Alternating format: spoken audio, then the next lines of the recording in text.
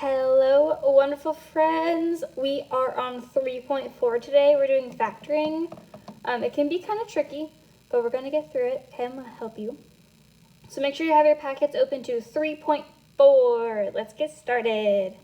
Okay, so factoring is kind of similar to what we do when we simplify fractions. You kind of think, what is the biggest number that these share through multiplication? So we're going to kind of deal with that. Like greatest common factor, if you guys remember that from elementary. So we're still working with expressions, so we should be able to, at the end of this, be able to simplify expressions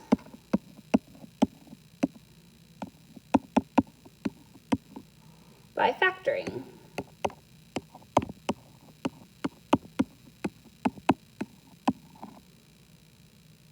Okay, so factoring is, like I said, when you take out the greatest common factor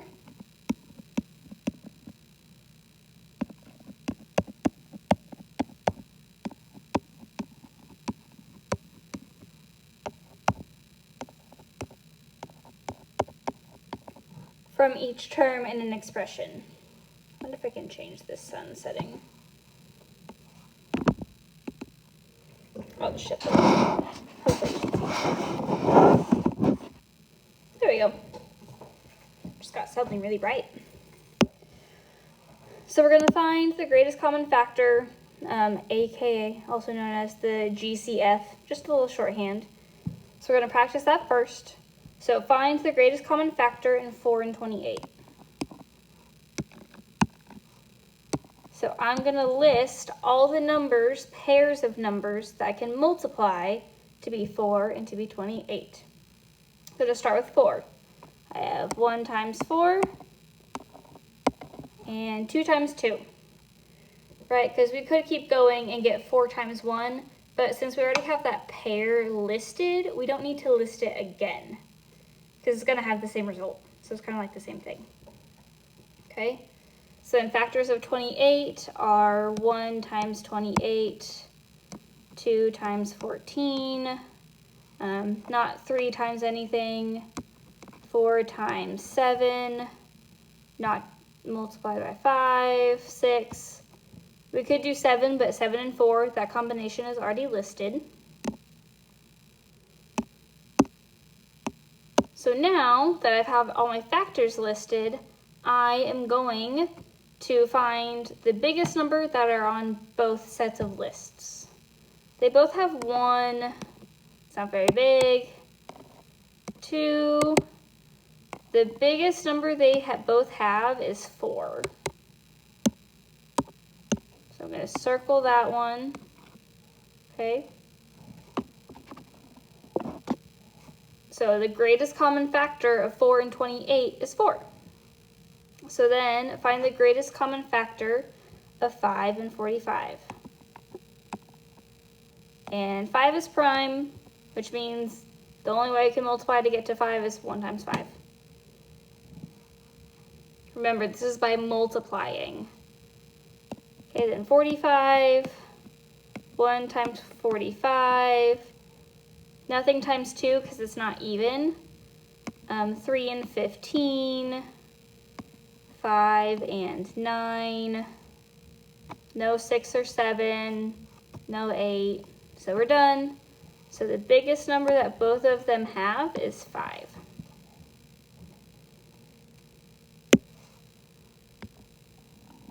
So when we factor, you might have a variable in there, but dealing with a coefficient and any constants you have, you can factor out something from those numbers, okay? So I'm going to find the greatest common factor of 2 and 6. Factors of 2 are 1 and 2. Factors of 6 are 1 times 6 and 2 times 3. So when I take out 2 from 2, I'm left with 1. When I take 2 out of 6, I'm left with 3. by multiplying, okay? So divide by the greatest common factor, right? And you can see that when we have a factor of 2, the other one is 1. When I divide 6 by 2, you're left with 3. So you can see it's kind of nice. You can kind of skip that step sometimes.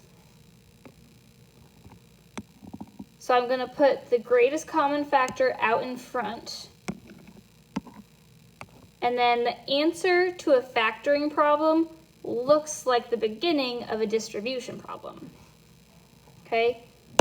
So when I took a factor of 2 out of 2, I was left with 1. So I have 1x plus, when I took a factor of 2 out of 6, you were left with 3. So this is our answer, 2 times the quantity x plus 3.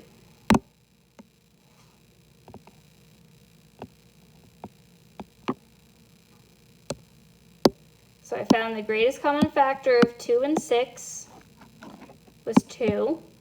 When I took that factor out, I was left with 1x and plus 3.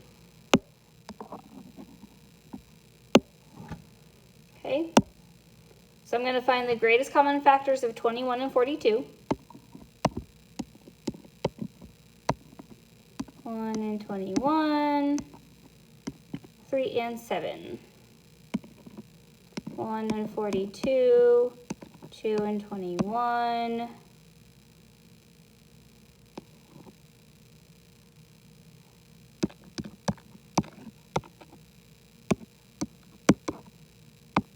Oh, 14.